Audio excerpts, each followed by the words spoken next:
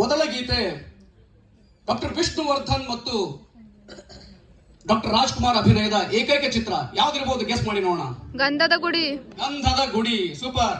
So ಈ ಒಂದು ಚಿತ್ರದ ಹಾಡು ನಾನು ಹೇಳ್ತೀನಿ, ನೋಡೋಣ ನೀವು ಹೇಳ್ತೀರಾ ಅಂತಂದು. ನಾವಾಡುವ ನುಡಿಯೇ ಚಿನ್ನದ ನುಡಿ,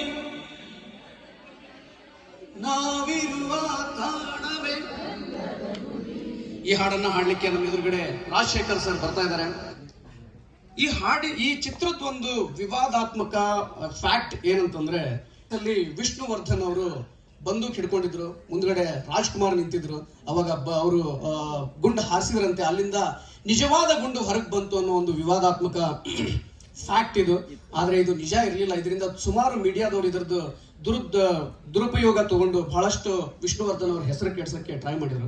ನಾನು ಬಹಳಷ್ಟು ರಿಸರ್ಚ್ ಮಾಡಿದ್ಮೇಲೆ ನೋಡಿದೆ, ಇದರ MP ಶಂಕರ್ ಅವ್ರದ್ದು ಒಂದು ಯೂಟ್ಯೂಬ್ ಅಲ್ಲಿ ವಿಡಿಯೋ ಇದೆ, ನೀವೆಲ್ಲ ನೋಡ್ಬೋದು. ಅದನ್ನ ಮನೆಗೆ ಹೋದ್ಮೇಲೆ MP ಶಂಕರ್ ಅವ್ರು ಹೇಳಿದ್ದಾರೆ ಏನಂತಂದ್ರೆ, ದಟ್ಟ ಅರಣ್ಯದಲ್ಲಿ ಶೂಟಿಂಗ್ ನಡೀತಾ ಇತ್ತಂತೆ. ಡಾಕ್ಟರ್ ರಾಜ್ಕುಮಾರ್ ಆಲ್ರೆಡಿ ಆ ಟೈಮಲ್ಲಿ ಸೂಪರ್ ಸ್ಟಾರ್ ಆಗಿದ್ರು. 150ನೇ ಚಿತ್ರ ಅದು ಡಾಕ್ಟರ್ ರಾಜ್ಕುಮಾರ್ ಅವ್ರದ್ದು. ಅದಕ್ಕೆ ಅವ್ರಿಗೆ ಒಬ್ಬರಿಗೆ ಅವರು ಅರಣ್ಯದಲ್ಲಿ ಬಿಡ್ತಾ ಇರಲಿಲ್ಲವಂತೆ. MP ಶಂಕರ್ ತಮ್ಮದೇ ಆದ ಕಾರಲ್ಲಿ ಡಾಕ್ಟರ್ ರಾಜ್ ಸರ್ನ ಕರ್ಕೊಂಡು ಹೋಗ್ತಾ ಇದ್ರಂತೆ. ಅವ್ರ ಹತ್ರ ಒಂದು ಒರಿಜಿನಲ್ ಗನ್ ಇತ್ತಂತೆ. ಯಾಕಂದ್ರೆ ಅರಣ್ಯದಲ್ಲಿ ಹೋಗ್ಬೇಕಾದ್ರೆ ಯಾವ್ದಾದ್ರು ಪ್ರಾಣಿಗಳು ಬಂದ್ರೆ ಗಾಳಿಲಿ ಗುಂಡು ಹಾರಿಸಿ ಆ ಪ್ರಾಣಿಗಳನ್ನ ಓಡಿಸ್ಬೇಕು ಅಂತನ್ನೋದಕ್ಕೆ MP ಶಂಕರ್ ಅವರು ಒಂದು ಬಂದೂಕ್ ಇಟ್ಕೊಂಡಿದ್ರಂತೆ. ಆಮೇಲೆ ಕ್ಲೈಮ್ಯಾಕ್ಸ್ ಸ್ಟಾರ್ಟ್ ಆಯ್ತು. ವಿಷ್ಣುವರ್ಧನ್ ಅವ್ರ ಹತ್ರ ಬಂದೂಕಿತ್ತು, ಅವ್ರು ಹಾರಿಸಿದ್ರು, ಅದು ಡೂಪ್ಲಿಕೇಟ್ ಬಂದೂಕಿತ್ತು, ಅದರಿಂದ ಏನೂ ಆಗ್ಲಿಲ್ಲ. ಆಮೇಲೆ ನೆಕ್ಸ್ಟ್ ಬಾಲಣ್ಣ ಬರ್ತಾರೆ. ಬಾಲಣ್ಣಗೋಸ್ಕರ ಇದೇ ಬಂದೂಕು ಬಾಲಣ್ಣವ್ರ ಕೈಯಲ್ಲಿ ಇತ್ತಂತೆ, ಒರಿಜಿನಲ್. ಅದರಲ್ಲಿ ಗುಂಡು ಇದ್ದಿದ್ದು ನಿಜ. ಬಾಲಣ್ಣವ್ರ ಕೈಯಲ್ಲಿ ಆ ಬಂದೂಕಿತ್ತಂತೆ. ಅವಾಗ ಬಾಲಣ್ಣ ಅಂದ್ರಂತೆ, ಏನೋ ಶಂಕರ, ಇದು ಬಹಳ ಭಾರ ಇದೆ, ನನಗೆ ಎತ್ತಕ್ ಆಗ್ತಾ ಇಲ್ಲ ಅಂತಂದು. ಅವಾಗ MP ಶಂಕರ್ ಒಂಥರ ರೆಸ್ಲರ್ ಇದ್ದಂಗಿದ್ರು, ಕುಸ್ತಿಪಟು ಇದ್ದಂಗಿದ್ರು.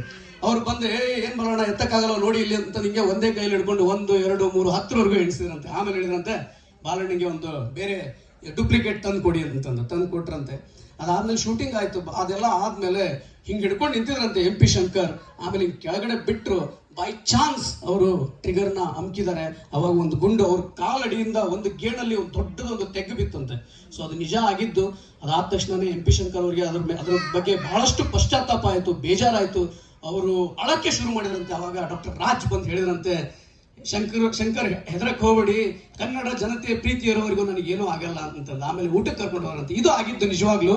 ಸೊ ಈ ಹಾಡನ್ನ ಹೇಳಕ್ಕೆ ಬರ್ತಾ ಇದಾರೆ ರಾಜಶೇಖರ್ ಸರ್. ರಾಜಶೇಖರ್ ಸರ್ ಬಗ್ಗೆ ಒಂದು ಕಿರು ಪರಿಚಯ.